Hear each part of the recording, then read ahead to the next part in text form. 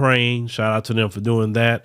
That's very important because y'all have to understand, we have to use our cell phones and the internet to tell our story, because the mainstream media, which is the white media, was trying to not report on this. Oh, they didn't want to talk about it. But once again, we forced them to talk about it because they had no choice. It was too many videos out there for them not to talk about it. So I want you to hear our brother here. Now, our brother, he's from the Congo. I want you to hear what them folks told our brother here. Let's roll that short clip. They told us, like, we are going to give you guns and you're going to fight for Ukraine. I said, hi. We're going to fight for Ukraine. We are not Ukrainian. We are black. So how can we fight? How can we fight for Ukraine? If we fight for Ukraine, we are going to die first because we are black. When they will say, oh, look at those black people, I think they are from NATO. So we have to kill them first. So how could they think that way? Come on. Ukraine.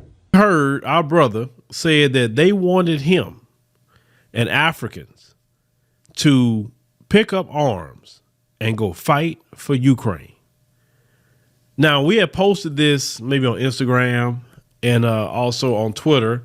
You also had more than folks showing up saying, oh, well, they over there enjoying a good life in Ukraine. Why can't they fight for Ukraine? Not their country, for one. Two, like the brother said, it's not our problem. It is not our problem at all. Why should Africans fight for your problem? That's your issues. Y'all figured out that mess. Y'all don't care about what happens in the African nations. You don't care. You don't care what happens in Black America. You don't care what happens in the Caribbean. You don't care about anybody else except yourself. And you exposing yourself daily by saying you're civilized and this isn't a third world country. Well, you're a third world country now. You're a third world country. Well, welcome to it. And the only reason you wasn't supposedly a third world country is because you were stealing all the resources out of Africa so you can live high on the hog. Well, now it's visited your doorstep. But it has been in these people's history to always go to black folk to bail them out of their issues and their problems. You go all the way back to the Revolutionary War in America. All black people, you help us fight and you help us defeat the British, we give you your freedom. What happened to that? They didn't get their freedom at all, right? Put black people right back into slavery. To go up to the Civil War, right? People help us with the Civil War and all of that. Yeah, black people got their freedom, and the Union troops have protected black folks for about 10 years with the Reconstruction era. And then when they had the Great Compromise, they pulled them out, and here it goes attacking black folks again, treating us any kind of way. Every time you make a deal with the white supremacists, it's never going to end up well, because the white supremacist is with the devil. He's the devil, period. He doesn't honor treaties. He don't even honor treaties with himself. Let's call it what it is. The reason why you got this problem, and nobody wants to talk about this because it's the truth. When you had the Soviet Union, Mikhail Gorbachev had told Reagan and them back then, look, if we had this breakup with the Soviet Union, you got to sign a treaty saying that NATO can't get on Russia's back door. And they signed a treaty for that. Now, they have been not following that treaty, and they've been inching closer and closer and closer and closer to Russia. And so every time they've inched closer to Russia and try to get a nation to join NATO, that's the same thing that happened with Georgia, why Russia invaded that. That's the same thing that happened with Crimea, why they invaded that. And now you got Ukraine. And then Ukraine, that situation in a way kind of messed up because America kept telling them, oh, yeah, flirting with the idea of them being in NATO because they know, okay, we'd be in NATO, we'd be protected, right? Now they're saying, oh, yeah, well, maybe y'all possibly join the EU. That way you become an EU member and, you can come underneath our branch. No, they haven't done anything. Now, Jim Crow Joe has sent 350 million U.S. tax dollars, your tax dollars and mine, to Ukraine the other day in the guise of weapons. So he's sending all kind of weapons over there to Ukraine. But at the same time, Putin got him by the the balls. And the reason why he got them by the balls is because he tell them, you step over here if you want to. I got something for you. I got these nukes waiting on you. You understand? So that one country is holding off all of NATO, and NATO is made up of many nations. Actually, NATO would defeat Russia. They would, but it would be a messy battle because, you got, nine of the countries all together that have the nukes like that. So, and they already threatened, they say, well, if it's World War III, it's going to be a nuclear war. That's what they said. So with that being said, black folks don't need to be involved with that. Any African under the sound of my voice, don't you dare be involved with their mess. Because like that brother say, they'll go ahead on and get at you first. They'll kill you first before they kill their own people. There's so many neo-Nazis over there in Ukraine. So many of them. They are a training ground for the white supremacists. Now, Putin said they had some Nazis over there. It's true. They do. But that's their problem. That's not our problem. I see more and more Africans now, and I'm pointing this out as well. Everybody's saying they black men now. They black women. They ain't talking about I'm Nigerian and I'm from the Congo. Look, listen, I'm glad sometimes a hard lesson is a good lesson. And we have been screaming in the wilderness that you living under global white supremacy. They don't care about what country you come from.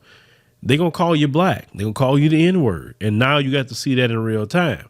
So, no, but we are now seeing that some of our brothers and sisters are making it back home. I heard some people made it back to South Africa. Some of them have made it back to Ghana. Some of them have made it back to Nigeria. So the African countries are getting their people back home. It is happening. But don't fight for these people. We have done enough for these people.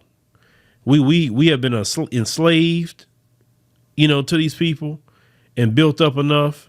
Africans were colonized, underneath these people and built up enough. Let them do everything on their own. Now, of course, you're going to have some black folk that's going to run out there and try to be, captain, save, white mommy and white daddy. And there's nothing you can do about that.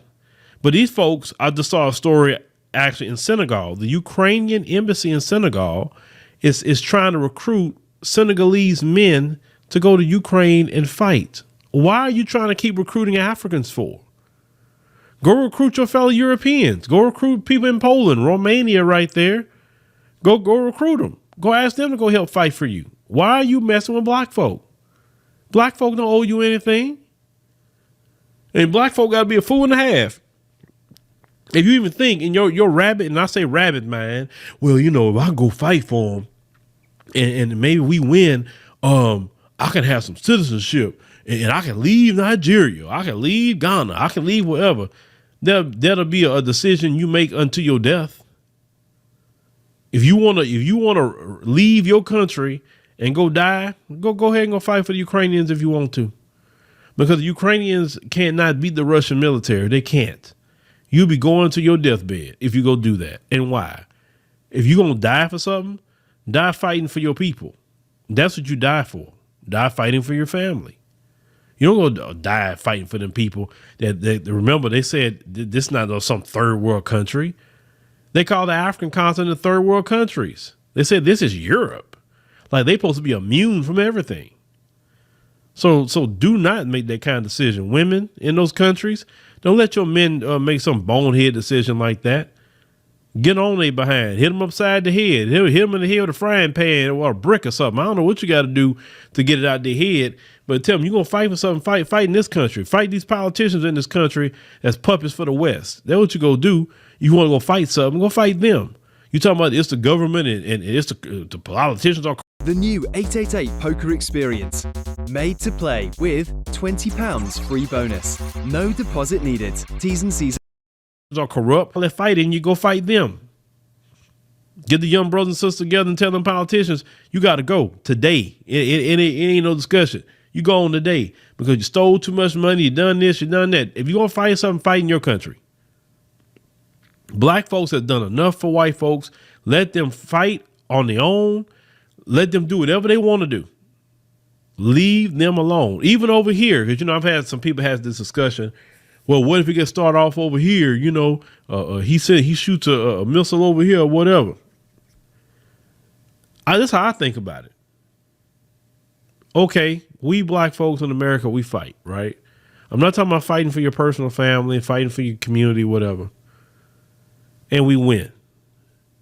We go back to a system that we're subjugated. We did all that fighting, so white folks can go right back to having more than you, having privilege over you. Police still killing you. You only own 0.05% of America. You go back to that. You do all that fighting to go back to that. And no, I'm not fighting for these people. I'm not fighting for these people to go back to that system. I'll fight for you. I'll fight for a true equality. I'll fight for that. But I'm not fighting to go back to be subjugated. No. Black folks have fought for these people too much and too long. If we're gonna fight, we fight for ourselves. And hey, if that's their situation, that's their situation. I have no problem saying, you know what? Hey, look, go over there with our cousins on the continent. I ain't getting involved with that. You can say whatever you want to say.